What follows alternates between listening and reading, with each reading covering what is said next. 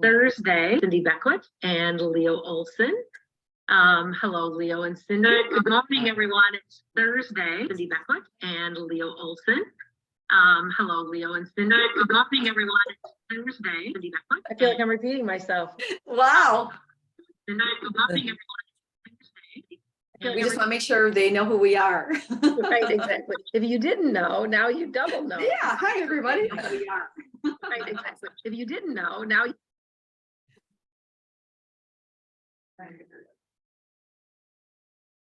Okay, I think we're good now. Sorry. Excellent. Good. Leo, you're handling it like a pro. Well, I don't know about that. So, Well, good. Well, this is Hold on. baptism by fire today. Leo is acting as the great Oz today in the background, controlling the Facebook Live with Zoom today. So, hey, Leo, how are you? I'm good. I'm good. How are you? I'm great. I'm great. Cindy and I, as things change, we have new people. And so Leo is an agent at 5-Star Real Estate. He's been on staff in the past and he's back and we're loving it. And so for those of you that don't know Leo, haven't had a experience with him when he was on staff a number of years ago, he's back and he's going to be helping us in the education department. You'll also see him here on the 10,000 Club with us. So Leo, just want to talk to you about what have you been doing? What does real estate look like in your world? And really, how did you get started in real estate? Okay, well, that's a long story, so I'll keep it short because we're at. Oh, well, we'd love to hear from you. So, yeah, you guys go can for ask it, me Leo. questions. So I got started in real estate 23 years ago. So I have 23 years ago. So I have a little bit of experience and I've had, starting out, I was a solo agent and I was recruited by Greg Carlson. So I've known him the whole time. And after a couple of years, what I did was I had an assistant. So I've had a small team and really I kind of did real estate, had really good success early on. And then the 5-Star owners at that time, they said, hey, you figured something out, will you teach other people? And so I developed kind of a mentor program and mentored and had trainers and proteges and all kinds of stuff. So it was kind of like an education model just with mentoring. So I did all that. And then I was invited on staff to take a more active role in education and really everything that was going on at 5-Star. Then I took a little break and hung out with my daughters while they're in high school. And then I was invited back like last month. So that's kind of the short version. But excellent. So yeah, that's the short. I like the short version. I remember when I was a new agent, you were one of the people I would call for my 911 calls. We didn't have deal doctors, official deal doctors then. So I would say that you were sort of my deal doctor back in those days. Yeah. That was so fun. Yeah, much the same then. What's that? Say that? If you want to learn something, teach it. You'll learn a lot really quickly. So I like that saying. Yeah, I like that. I like that. So in the last number of years, have you continued your real estate career? Like, has anything changed in your real estate? Do you do things the same today that you did back in the day when you were teaching? Oh, that's a good question. So I've never stopped selling. So I always have one foot in the door. But I can talk about maybe how I started. That's kind of helpful. So I started out, I have a kind of funny story too with an agent who passed away last year, Bill Browers. He was kind of like my mentor when I was starting out. But I kind of got into real estate kind of like through the back door. It wasn't my goal. I was in college and doing master's work and I had another trajectory, but then real estate came into my life. And I had the idea that I would just try everything. And so I didn't know how to do this. I was reading a lot of Tony Robbins and he's big about modeling, like don't reinvent the wheel. And so I had such a powerful why because I had a son and was starting a family and I'm like, I need to make money. And I need to survive, right? So you go into survivor mode. And anything that I used to go around and interview other agents, there's some famous names, I won't drop them here. But I would just go and chase them down and say 30 minutes and I'd have 20 questions. How do you do this? How do you do this? How do you do this? And they would tell me, and then I would take what little bits I had and I would try it out. So because I had that big why to do it, it wasn't just like wading in the water of real estate. Mhm. And so I did cold calling. I called expireds. I would, Paul Carlson always tells about how I would go, door to door. I'd go knocking on doors in a neighborhood in the afternoon. And that's how I got my first listing, actually. And I learned the scripts and all this stuff. And so I would set up my timeline, and in the morning I'd prospect, and there are agents that do it really well in our company. This is not how I roll.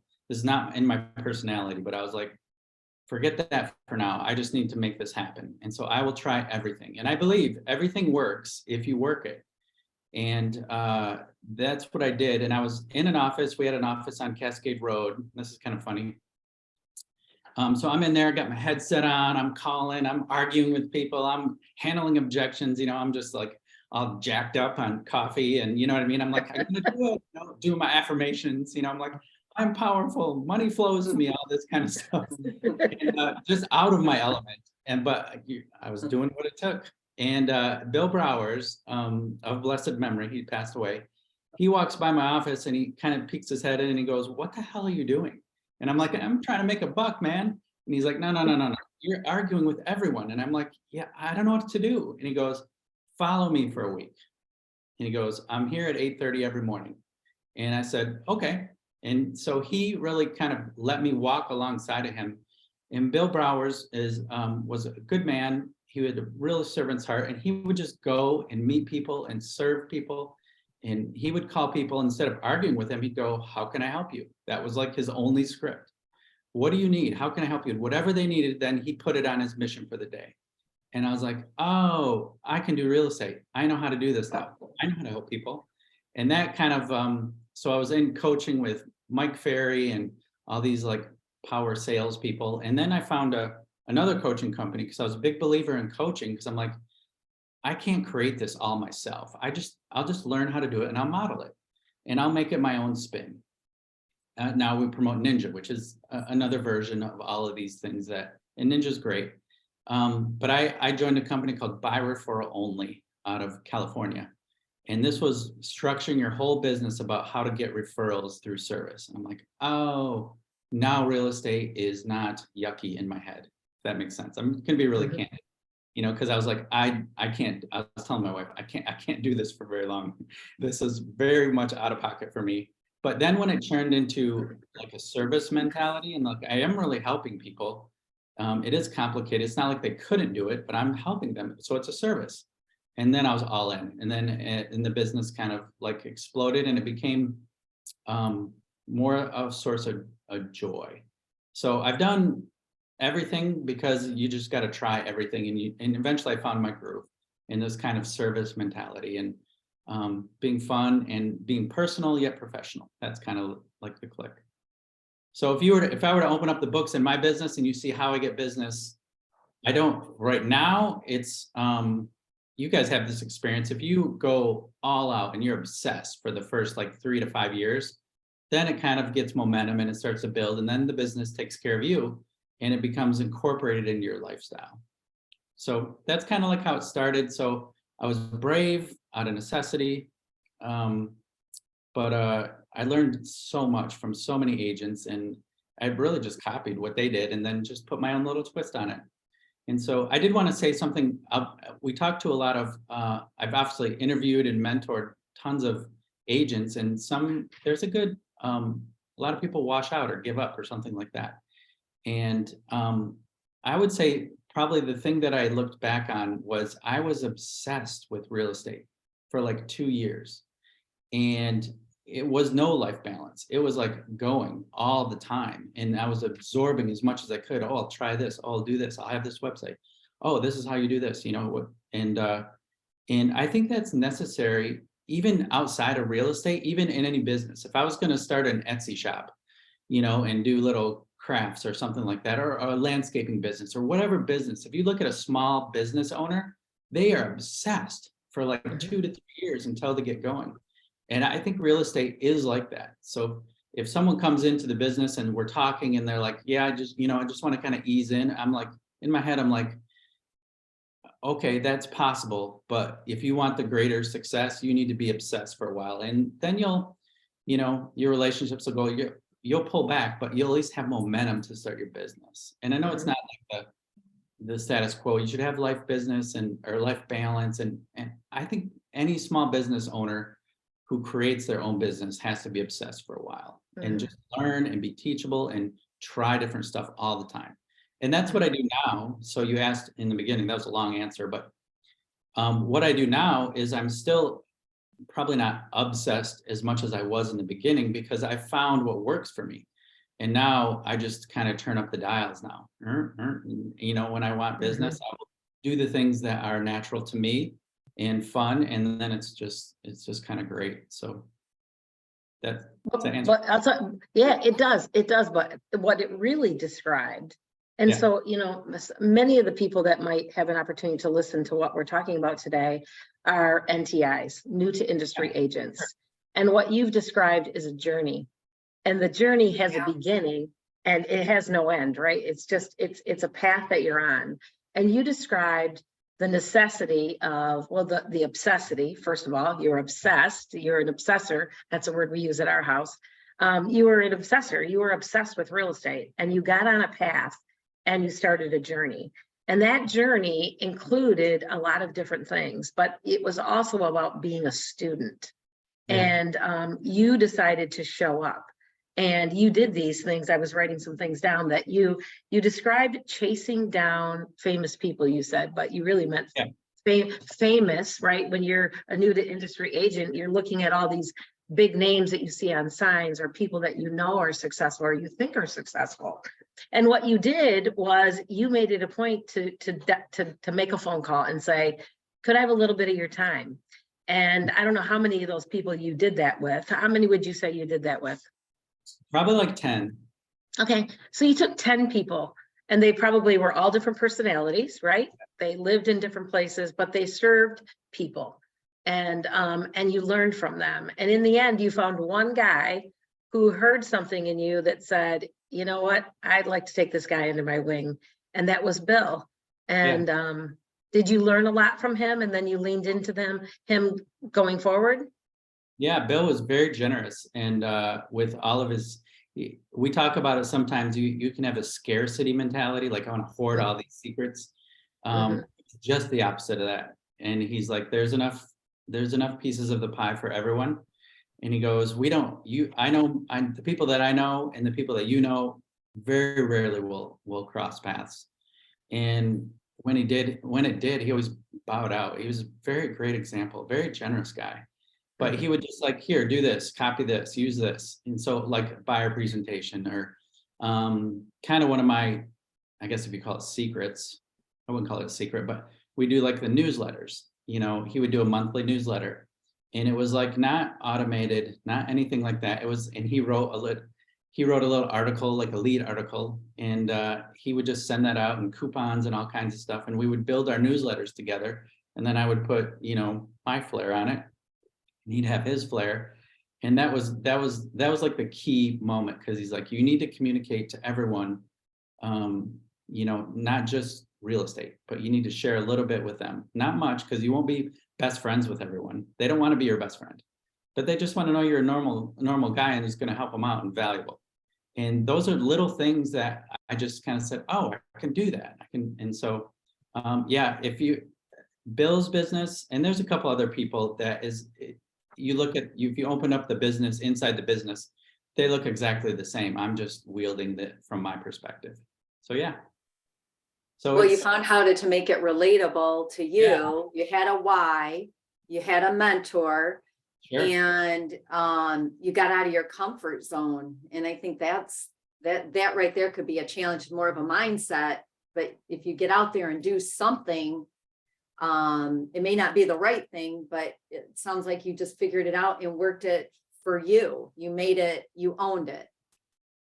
So yeah, there's a little, some people get stuck in that, and there's a little play on words that I do in my own mind, not to get too psychological, but if I ever like someone will say to me, or I used to say to myself, I can't call expireds. I just can't do that. That's horrible. You know what I mean? And I just changed the word in my head, because we all kind of talk to ourselves in their head. And if you start answering, then you might have problems. But we're hearing. But I would say, rather than I can't call expireds, I won't call expireds. And that little switch from can't to won't did something in me that helped me change my mindset. Like, well, why won't I? I mean, I'm an American. We're all Americans. You can't tell us what to do, but I was telling myself, I won't do this. And then I'm like, why won't I? Am I afraid? And it really kind of like went inside me and kind of challenged some of those motivation things. But that's I'll do that all the time. Well, I can't make $100,000. No, I won't make $100,000. Well, why not? And then your brain gets in and you're like, I can do that. And so it's a little wordplay that whenever people say can't, and I just go, well, why won't you? And that it's something that's helped me out. I'm full of little tricks and 3 points of this and all that kind of stuff. So It's your secret to success, Leo. yeah, Share with us more. Just stuff I learned. And so that helps me out. And so there's been people, when you do that little phraseology, switch up, it's really interesting what your mind does, because you're like, oh, well, I won't do it. Why won't I do it? Do I not want to make money? Do I not want to help people? And so I don't know if that's helpful, but it's good. Well, again, you tried all different kinds of things. That's the thing. You didn't just try a few things. You tried lots of different things. You found the things that you were good at, things that you weren't good at, things that you like to do, things that you don't like to do. You challenged yourself, and you sought out not only mentors, but you also sought out people that could hold you accountable. Yeah. And you mentioned a couple of different things. What did you learn through that process of coaching? Oh, coaching? Mm-hmm. Well, I learned a lot, because you kind of, first of all, it's okay to need there's difference between coaching and therapy. So that was something that I learned really good. But so coaching I think it's necessary. And there are people who, you're in my way, Tracy, you're like this. You're like started in real estate. And if you spend time with you, when I was helping you out, as little as I did, I was like in your way. I couldn't give you enough information, and you were just like going for it. Those people still need coaching, but it's like some people need coaching that's like, you need to switch your thinking a little bit. You need to, elevate your standards and challenge some of these thoughts you have, and figure out a strategy. That's all good coaching stuff that you can learn from a direct coaching relationship, or just, sucking up from all the information from mentors and stuff like that. And so I think coaching is necessary, but there's different types of coaching based on your own motivation and personality. Do you think coaching helped you with your work balance? We all know in this industry, it's hard to have a work balance, and you kind of got to figure it out what works for you, but sometimes you don't see it. So it's nice to have somebody on the outside saying, hey, this could help you. Yeah, work balance is kind of a weird thing to kind of that is developed in me. Some of it's a myth. Every time I try to have work balance, I'm like, I lose money. I need to, because my greatest ability in real estate is availability, right? Yep. So you need to be available, and there's no off switch. No. In real estate, because you're serving at their timelines. They work jobs, and it's weekends and evenings.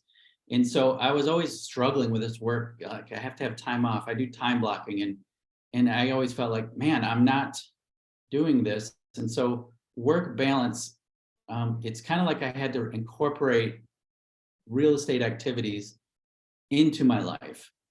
And it's not that I didn't do other stuff, but I really started, it changed for me when I go, the most interesting thing that I do is I get to know people. And so people are fascinating, all their decisions, and, helping people like this. And so I invited my clients, like from my perspective, into my life. This is who's in my life right now.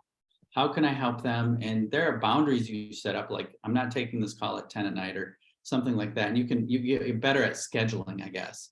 But the life balance wasn't like stop doing real estate and start doing real estate. It didn't work for me. It was more like, how can I weave this together?